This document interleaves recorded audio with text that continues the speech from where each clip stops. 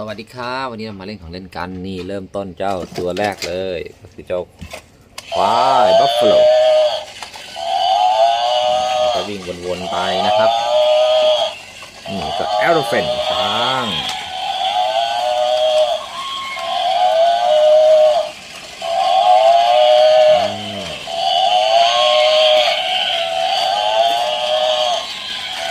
ต่อไปนี่มีบัฟฟาโล2ตัวนะครับ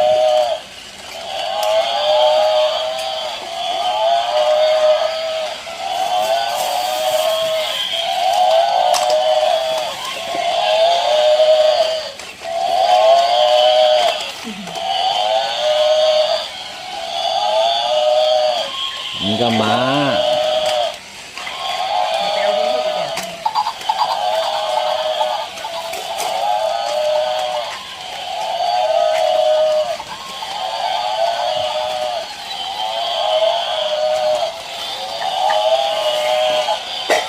วิ่งกันเป็นฝูงเลยไดโนเสาร์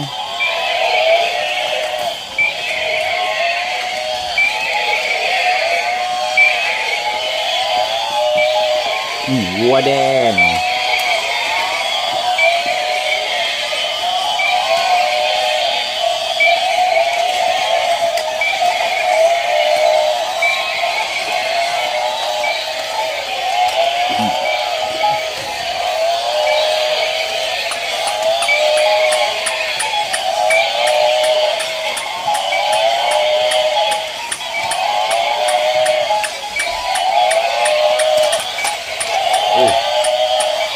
โอเค